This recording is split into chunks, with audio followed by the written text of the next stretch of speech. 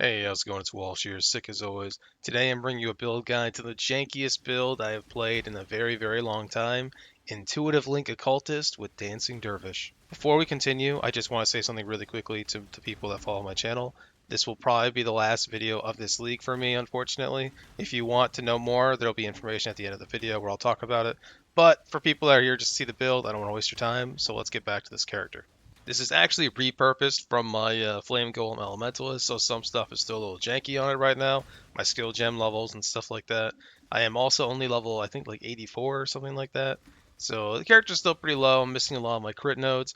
But I have to say immediately that this character is never intended to be a bosser. It is definitely a mapper. It is very, very fast. Well, it will be very, very fast. It gets rampage, and I don't know, man. It's just like, it's really fun to play. It's super weird, and you can vary it, you can change it up a bit. Like I'm going to show, you'll see in the demonstrations down here. I think we start with Freezing Pulse and Ice Nova, and then I show you like Frostbolt and Ice Nova or Vortex or whatever, which is by far the worst one. Vortex just feels so bad. I don't know why. It just feels awful on here. Maybe you'll like it, maybe you'll tweak it a little bit and find something you like, but it just feels terrible to me. Ice Spear and Freezing Pulse is my personal favorite. Granted, the Ice Spear never really gets to the second stage, really, honestly. Not from what I've seen. But it still does a ton of damage because, it's Ice Spear. So, alright, let's go take a quick look at the POB. Alright, so as I said earlier, we are an occultist. Now, the reason we're occultist, we get +1 power charges, and because we spend so much mana, we always have max power charges. We get it for free, which is really cool. The AoE doesn't really do much. The damage is okay, I guess. Minus res, no health regen, can't be frozen, and of course, profane bloom. Like the best part about occultist. Skill tree is pretty simple. We go pretty wide. The only thing that we're lacking is dexterity, but you can get that pretty easily on gear. Um, as you can see, we get a lot of crit stuff. We do some pretty decent crit. You could also just want to point out, if you don't really have a problem with clear speed, you could switch out profane for malediction and double curse, and you could use like assassin's mark or something, which would be cool.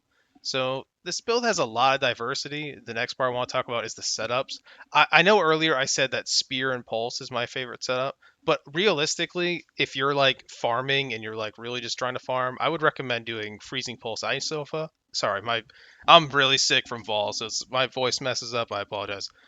Freezing Pulse Ice Nova is the one I think is best for mapping. I strongly recommend it. It's a pretty good time. All right, let's take a quick look at the notes. As always, the gear mods are listed from order of most to least important. So, the most important thing on this is life, least important being armor. So, first things first, who is this build for? Freaking weirdos, man. If you're a weird guy like me and you're like, dude, this is a weird thing in PoE, I want to see if I can make it work. This is a build for you. This is not a build for someone who's like, all right, I really need to farm currency. I'm having a hard time. I need money or whatever. Don't play this. This is not for you. This will not be a good time for you. This character is 100% designed to be a mapper. It is never going to be a bosser, no matter how much money you put into it. So if that's what you're looking for, stay far away from this character. Stay far, far, far away.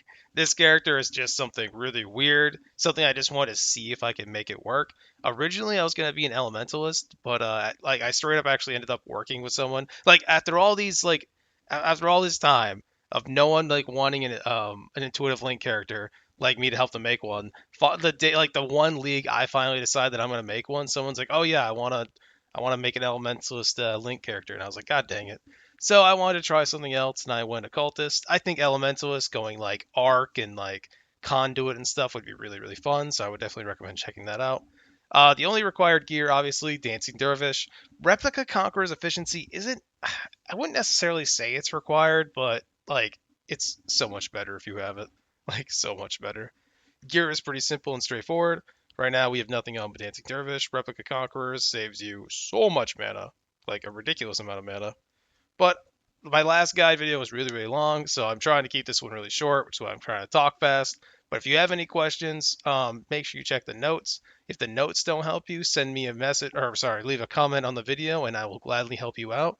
Like I said, though, this character is not intended for someone who wants like a really, really powerful build. This is a jank build. This is like a project build. I hope you enjoy. Thank you for watching. If that's all the information for the guide, but I am going to talk about the future of the channel here because of health stuff. So if you want to know about that, stay tuned for a second. But otherwise, thank you for watching.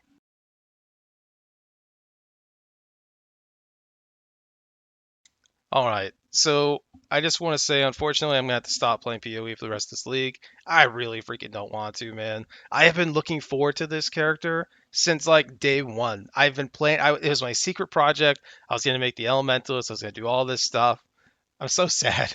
But unfortunately, if I push my arm and like, cause like it's been pretty bad the last few weeks. It hurts really, really bad. If I push it, what happened a few leagues ago, I basically will have there's a chance I'll have to skip the entire next league, and I really don't want to do that. So you're probably gonna see some weird stuff on the channel. I'm mostly gonna be playing really simple stuff that's like turn-based RTS or games that let you pause. So I'm not really sure what I'm gonna play, but if there's a game you would like to see, please let me know. Games I'm considering right now, obviously Dead by Daylight. We'll see because like moving my mouse around kind of messes me up. So maybe not. But DBD doesn't have a lot of buttons, so it's kind of nice. I was thinking about going back to Mist Legacy and checking that out. That game's been updated a lot. There's also a chance of just playing some RTS game. I have no idea what. Maybe like a grand strategy game or something. Maybe even Battle Brothers. I don't know. Maybe RimWorld. Well, I have no idea. Crusader Kings. There's so many options. If there's anything you would like to see, please let me know.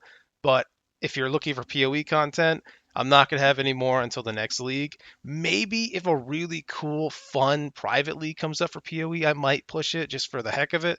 Like, they had that random build character league one like a couple years ago. That was really fun.